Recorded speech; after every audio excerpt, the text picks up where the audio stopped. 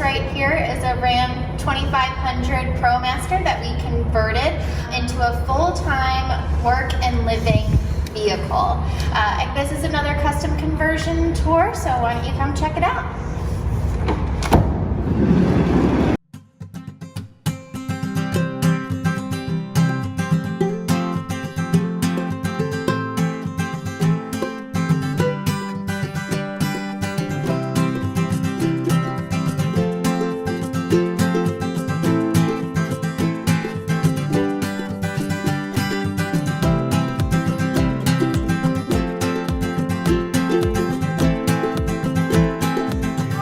We are inside the conversion. We really liked this conversion, although it's custom. They did go with our Vanlife custom standard finishes, like the engineered cherry vinyl floor, the shiplap white walls, the pine ceiling, the butcher block countertop, along with the white Formica cabinetry and standard hardware that we typically use in most of our builds. Right over here we do have the kitchen area with the brushed nickel pull down handle. What's really nice about this sink is that if you do want to use it outside, you are able to. Just turns on right there. What we really like about this fan is that there's two sources of water. So you have the water source that we'll show you a little bit later for the shower. We also have the water source located right underneath the sink here. You have two 7-gallon water tanks, one fresh, one gray, connects right here to the flow jet water pump, cycles through, comes right here. When you want to empty your water or fill it up, super easy in and out, nothing too complicated or difficult there.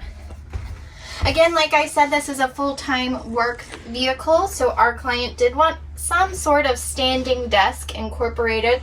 There will be 2 people living in this van, so there are 2 workspaces. This is the first one. We even made the countertop a little bit higher. Instead of 36 inches, we went with 38 so that she could use this as a standing desk. Right over here, we have our inverter charger switch, our 12-volt outlet, cigarette port, and USB. And then we have our 110-volt outlet. You can use it when your inverter's on, and your 12-volt dimmable light switch that connects to your 12-volt puck lights. In this conversion, normally for a 159, we go with 6 standard puck lights. Gives enough lighting for the ProMaster vans. And then located over here, we do have our kitchenette storage, again with our standard hardware. All really large storage containers. And we do, like all of our conversions, have the RV latches. Our clients were worried about storage because they took some away with adding in the workspace areas, so we wanted to go with larger than normal overhead cabinets. They open up just like that because they have the hydraulics on there. And then again, the RV latches, really large storage areas. So again, even though they went with the workspace areas, they still have plenty of storage. Over here, we do have the Webasto heater switch that connects right to the Webasto heater that's located under the passenger seat, right there. Again, so for the cold winters nights when people want it to be a little bit warmer, just turn it on. We put it right over the bed here, so if you are laying in bed, all you have to do is turn the switch on. And right underneath the heater switch, we do have our 6-inch memory foam mattress. And right underneath this mattress, we have a little bit more storage space for the kitchen. Again, the RV latch doors. And then we have our 12-volt Dometic fridge right here. This is a standard in all of our builds. Again, you can upgrade to a larger fridge, but this is the one that's typically included. Again, 12-volt fridge, enough storage, really compact, so it fits perfectly into this space. And located on the driver's side of the vehicle, we do have our second workspace area We included a swivel seat right here, aftermarket.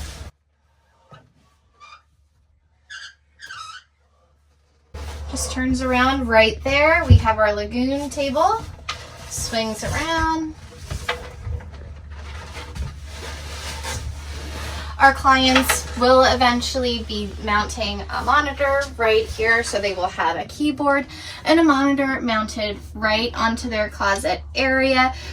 So really nice way to accommodate 2 working areas into a very small space. And over here we did install 2 overturn windows on the driver's side. This is the first one that we have. These are the ones that open down, so if you are concerned about the elements, this is a really good window choice. It comes with a shade as well as a screen, so if you want to have more shade, or if you want to have more light without the bugs coming in, you do have an option. This is a really great window if you do want that as well. Located right here, we did have a large closet put in here, again for more storage. We will be installing a rod right there, so there's enough room to hang whatever you need. Added storage space underneath here, so even though you do have the 2 workspaces, like I said, no storage was lost. And located right here, we do have our bathroom. Inside here, we put FRP board with a simple shower pan that we got off of Amazon, RV shower head, as well as a brush nickel handle. We also included this Nautilus door. We really love the Nautilus shower doors. They're lightweight, they're self-cleaning, and super easy to have in your conversion van. Located on the side wall, we did install a water heater and water pump switch. So all you have to do when you want to go into showers, turn these on, turn your shower on. You can take a nice hot shower in your conversion vehicle. So here we are in the back of the van. Like I said before, this is a 6-inch memory foam mattress. It's the size of a full mattress, so you are able to sleep 2 people in here comfortably. Located right here, like I said, we have the water pump and water heater switches, our max air fan remote, and this is the water gauge for the water tank that is located right beneath us. This way our clients can see if they're full or empty without looking underneath the van. And right here we do have our second overturn window. I just want to talk a little bit more about this. These windows are so cool. They open out, so again, you don't have to worry about the elements. You can open it out as far as you would want it to go. This is an insulated window, so you don't have to worry about your van getting colder during the winter time if you have windows installed. And again, they do have the shade here, which acts as a second layer of insulation. If you don't want any bugs to come in, again, all you have to do is pull the screen up. It allows you to get a lot more airflow in here without having to worry about bugs or what have you. And again, the windows are tinted, so people can't see in your van, which is such a plus when you are living in your van full time and you have everything that belongs to you in your vehicle. Good?